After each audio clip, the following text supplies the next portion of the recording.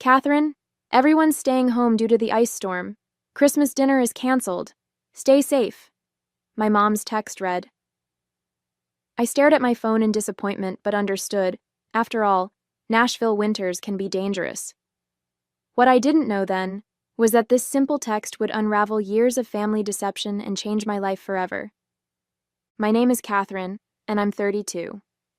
I'm an accountant, and until last Christmas, I thought I was just the different one in my family. The quiet, career-focused sister who didn't quite fit in with their loud social gatherings. My younger sister Anna was always the star, the one who could do no wrong in our parents' eyes. That Christmas morning, I settled in for a quiet day alone. I made myself hot chocolate, turned on some holiday movies, and tried to stay positive despite the loneliness. Around 3 p.m., I was scrolling through Instagram when my heart stopped. There it was, a fresh post from my cousin Nina. Perfect family Christmas at Anna's, so blessed to have everyone together. Family traditions, Christmas dinner. The photo showed my entire family, mom, dad, aunts, uncles, cousins, even my grandmother, gathered around Anna's elegant dining table. They were all smiling, wearing festive sweaters, clearly enjoying the celebration they had deliberately excluded me from. Through the windows in their photos, I could see clear, sunny skies. There was no ice storm. There never had been. My hands shook as I scrolled through more photos. There was my dad carving the turkey, my mom arranging her signature Christmas cookies, my little nieces and nephews opening presents. The ice storm excuse was a complete fabrication, a convenient lie to avoid telling me I wasn't welcome at their perfect family gathering. I felt sick to my stomach as the truth sank in. All those times they'd told me events were canceled, all those intimate gatherings I hadn't been invited to. How many of them had actually happened without me? How long had they been coordinating behind my back to exclude me while pretending to care? The next morning, my phone rang. It was my mother, acting as if nothing had happened. "Hi, honey. Hope you had a nice, quiet Christmas. We missed you." The casual cruelty of her words made my hands clench into fists. This was the moment everything would change, though I didn't know it yet. Growing up in our family home, I always tried to be the good daughter. I helped my mom with chores, maintained straight A's in school, and even gave up my dream of attending art school to pursue accounting because my parents insisted it was more practical. Meanwhile, my sister Anna could do whatever she wanted. When she dropped out of college to become a yoga instructor, my parents called her brave. When I worked overtime to help them pay off their mortgage, they barely acknowledged it. I remember one particular incident that should have opened my eyes sooner. 3 years ago, when my dad needed surgery, I took 3 weeks off work to help care for him. I cooked, cleaned, drove him to appointments, and managed his medications. Anna showed up once, stayed for an hour taking selfies with him for social media, then left claiming she had a yoga retreat. Yet somehow, in my parents' retelling of that time, Anna was the supportive daughter, while I was just doing the bare minimum. My extended family wasn't much better. At every gathering, my aunts would praise Anna's free spirit while asking me when I was going to loosen up and learn to enjoy life. My accomplishments at work were dismissed as boring, while Anna's latest adventure teaching yoga in Bali was the talk of every family dinner. I kept telling myself it didn't matter, that family was family, and they loved me in their own way. Even last month, I spent hours helping my mom prepare for Thanksgiving, only to hear her tell everyone that Anna had done all the work while I just sat around. I swallowed my hurt and kept quiet, just like always. When Anna announced she'd be hosting Christmas this year, I offered to help with the planning and cooking. She brushed me off, saying she wanted it to be perfect. I should have seen the signs then, but I was still trying so hard to believe in the fiction of our happy family. The truth is, I've spent my entire life trying to earn their approval, making excuses for their behavior, and pretending not to notice when they excluded me from spontaneous family gatherings that everyone else somehow knew about. I convinced myself that if I just tried harder, worked longer, gave more, they would finally see me as worthy of being part of their perfect family picture. "Hi, honey. Hope you had a nice, quiet Christmas. We missed you." My mother's fake cheerfulness made my stomach turn. I gripped my phone tighter, staring at the Instagram photos still open on my laptop, evidence of their perfect family gathering that I'd been deliberately excluded from. Really? I managed to keep my voice steady. Because Nina's social media posts show everyone had a wonderful time at Anna's house. Everyone except me. The silence on the other end was deafening. I could almost see my mother's face, that familiar expression when she's been caught in a lie, but is already formulating excuses. "Oh, well," she stammered. "Anna organized it last minute, and you know how you can be at gatherings, always so quiet and making everyone uncomfortable. We just thought—" "Thought what?" I pressed. "That it would be better to lie to me? To make me spend Christmas alone while pretending everyone else was doing the same?" "Don't be so dramatic," my mother sighed. "We were trying to avoid any awkwardness. You know how Anna wanted everything to be perfect." That's when it hit me. All the past, canceled events, the times plans had mysteriously fallen through, the family photos I'd see later on social media. This wasn't a one-time thing. This was a pattern. "How many times?" I asked, my voice barely a whisper. "How many other gatherings have you lied to me about?" Another telling silence. Then, "Catherine, you're being oversensitive. This is exactly why—" "Why what?" I cut her off. "Why you exclude me. Why you pretend I don't exist unless you need something. Why Anna gets to be the perfect daughter while I'm treated like an inconvenience?" "That's not fair," my mother protested. "We love you both equally. It's just, Anna puts in the effort to be part of the family. You're always so busy with work." I laughed bitterly.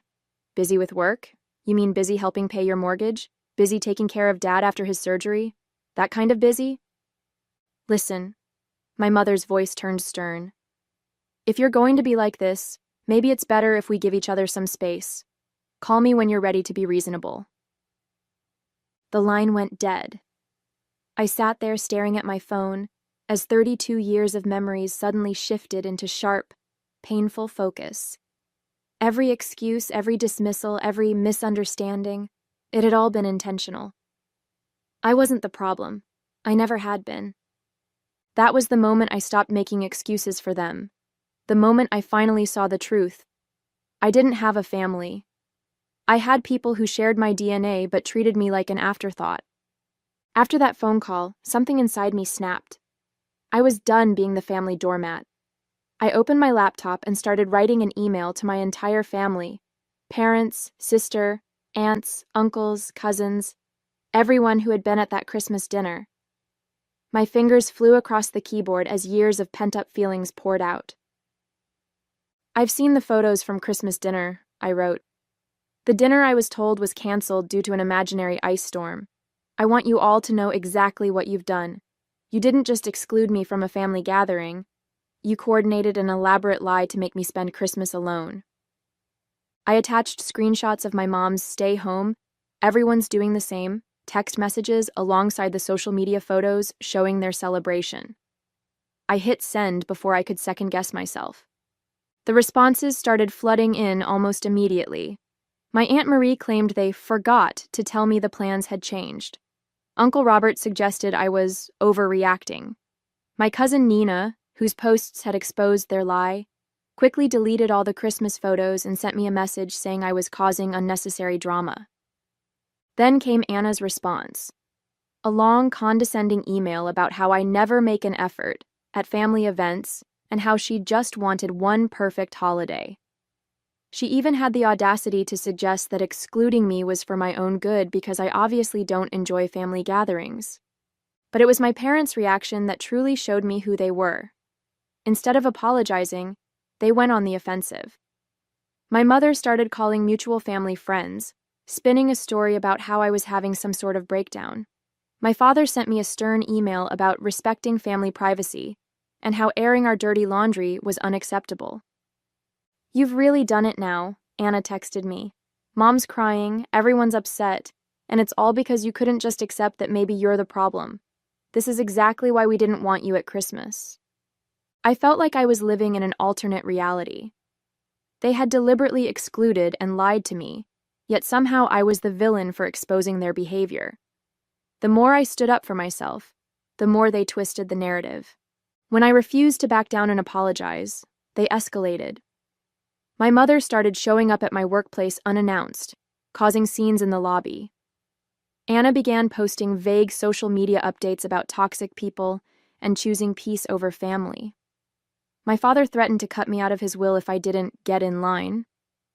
Instead of intimidating me, their actions only confirmed what I had finally realized. This wasn't a loving family protecting itself from a difficult member. This was a toxic system desperately trying to maintain control over someone who had finally stopped playing by their rules. I decided then that I needed to do more than just expose their lies. I needed to completely break free from their manipulation. Little did they know, I was already forming a plan that would show them exactly what happens when you push away the one person who had always been there for them. A week after my confrontational email, I received an unexpected message from Rachel, an old family friend who had retired from managing my parents' finances years ago. "Catherine, I've been seeing what's happening with your family on social media. There's something you need to know. Can we meet?" I agreed to meet her at a quiet cafe downtown.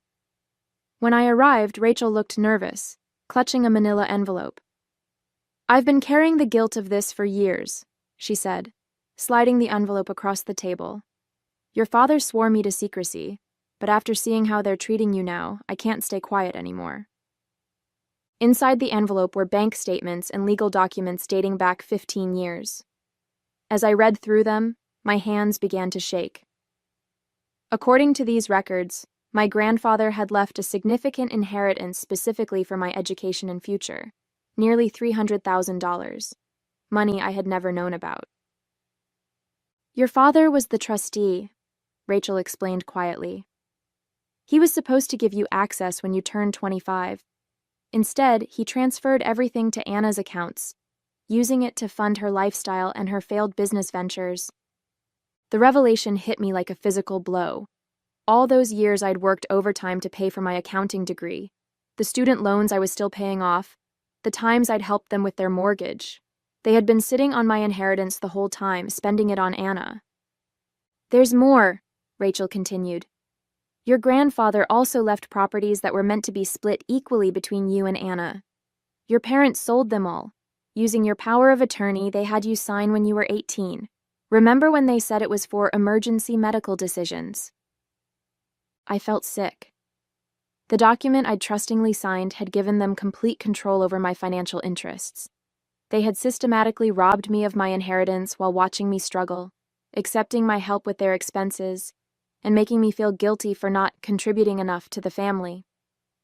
Even worse, the statements showed regular transfers to Anna labeled as business investments, money taken from my inheritance to fund her yoga studios, her retreats in Bali, all those adventures they'd praised her for while criticizing my boring accounting career. "Why tell me now?" I asked Rachel, my voice barely steady. "Because I saw your mother's social media posts painting you as unstable and ungrateful. They're trying to discredit you before you can discover the truth. They've been embezzling from you for years, Catherine. What they've done isn't just morally wrong, it's illegal." Everything suddenly made horrible sense. Their escalating attempts to paint me as unreasonable, the threats to cut me out of the will, when they'd already stolen my inheritance, their desperate need to maintain the narrative that Anna was the successful sister while I was the difficult one. I carefully packed the documents back into the envelope, my mind racing. "Thank you, Rachel. I know exactly what I need to do now." This wasn't just about a ruined Christmas anymore. This was about years of calculated deception and theft. And I, an accountant with years of experience tracking financial fraud, was uniquely qualified to make them face the consequences. With Rachel's documents in hand, I spent the next week meticulously building my case. As an accountant, I knew exactly how to trace the money trail. Every unauthorized transfer, every misused power of attorney, every fraudulent document. I tracked it all. I also hired Sarah Chen, a lawyer specializing in estate fraud, to review everything. "This is a clear case of financial exploitation," Sarah confirmed. We can file criminal charges if you want to pursue that route. I considered my options carefully. A criminal case would destroy my family's reputation, but they had already destroyed our relationship. Still, I decided to give them one last chance to make things right. I emailed my parents and Anna, requesting a family meeting to resolve our differences. They jumped at the chance, probably thinking they could manipulate me back into line. We agreed to meet at my apartment the following Saturday. The morning of the meeting, I arranged 3 folders on my dining table, one for each of them. Inside each folder was a complete record of their fraud, along with a letter from my lawyer outlining their options. Either transfer all remaining funds back to me and sign a confession, or face criminal charges. They arrived looking smug, clearly expecting me to apologize. My mother started in immediately. "Catherine, we're so glad you've come to your senses." I cut her off by sliding the folders across the table. "Before anyone says another word, I suggest you read these." The color drained from my father's face as he scanned the documents. Anna's hands started shaking. My mother tried to maintain control. "This is ridiculous. You're trying to blackmail your own family?" "Blackmail?" I laughed coldly. "No, I'm giving you a choice. Return my inheritance with interest and admit what you did, or I'll let the police handle it. Rachel's already agreed to testify." "Rachel had no right," my father started. "You had no right," I interrupted. "You stole from me for years while watching me struggle. You used my power of attorney to sell property that was rightfully mine. You funded Anna's lifestyle with my inheritance." Anna burst into tears. "I didn't know. They told me the money was from their savings." "Don't lie," I replied calmly. "The transfers went directly to your accounts. You knew exactly what you were doing." My mother tried a different approach. "Think about what this will do to the family. What will people say?" "You should have thought about that before stealing hundreds of thousands of dollars from your own daughter," I responded. "You have 48 hours to decide. Either sign the confession and arrange the transfers, or I'm going to the police." They left in a panic, my father practically dragging my hysterical mother and sister out the door. Within hours, the family group chat exploded with messages from relatives, all taking their side, of course. But I remained calm. I had truth and evidence on my side. "The ball's in their court now," I told Sarah over the phone that evening. "But something tells me they're not going to make the right choice." I was ready for whatever came next. After all, they had already given me the greatest gift, freedom from their manipulation. The 48-hour deadline came and went. Just as I expected, my family chose pride over honesty. They didn't sign the confession or arrange any transfers. Instead, they tried to destroy evidence, closing accounts, shredding documents, and even attempting to pressure Rachel into retracting her statement. What they didn't know was that I had already submitted everything to the authorities. The morning after the deadline passed, I formally filed charges. By afternoon, the police were at their doors with search warrants. I watched from my office as the story unfolded. My father was escorted from his workplace in handcuffs. Anna's yoga studio was seized as an asset purchased with stolen funds. My mother's carefully curated social media facade crumbled as she was arrested during one of her charity committee meetings. The family group chat exploded again, but this time with a different tone. Relatives who had dismissed my claims were suddenly quiet, as the evidence became public record. The local newspaper ran a story about the prominent family's fall from grace. All their years of maintaining perfect appearances ended in a single day. My phone buzzed with a text from Rachel. "You did the right thing. Your grandfather would be proud." She was right. This wasn't about revenge anymore. It was about justice. As I watched my family's carefully constructed lies unravel, I felt no joy, only relief. The truth was finally out, and I was finally free. 1 year later, I sat in my new home in Denver, watching snow fall outside my window. The court case had concluded months ago. My father and mother both took plea deals, agreeing to pay restitution. Anna's yoga empire had crumbled, and she'd finally gotten a real job as a receptionist. The perfect family image they'd worked so hard to maintain was gone forever. Most of the relatives who had enabled their behavior for years stopped speaking to me. But surprisingly, I found I didn't miss them. Instead, I had built a new support system, genuine friends who valued honesty over appearances, colleagues who respected my work ethic, and even a few distant cousins who reached out to apologize for their past behavior. Rachel came to visit me last week. Over coffee, she handed me an old photo album she'd found while cleaning out her office. Inside were pictures of my grandfather and me, moments I'd almost forgotten. In one photo, he was teaching me to fish, both of us laughing at something long forgotten. "He always said you were the strong one," Rachel told me. "He knew they favored Anna, but he believed you would overcome it." I touched the photo gently, remembering his kind smile. He had tried to protect my future through that inheritance, and though it had taken years, his final gift had ultimately given me something more valuable than money: the courage to stand up for myself and the freedom to build a life on my own terms. Sometimes the best revenge isn't about getting even, it's about getting free.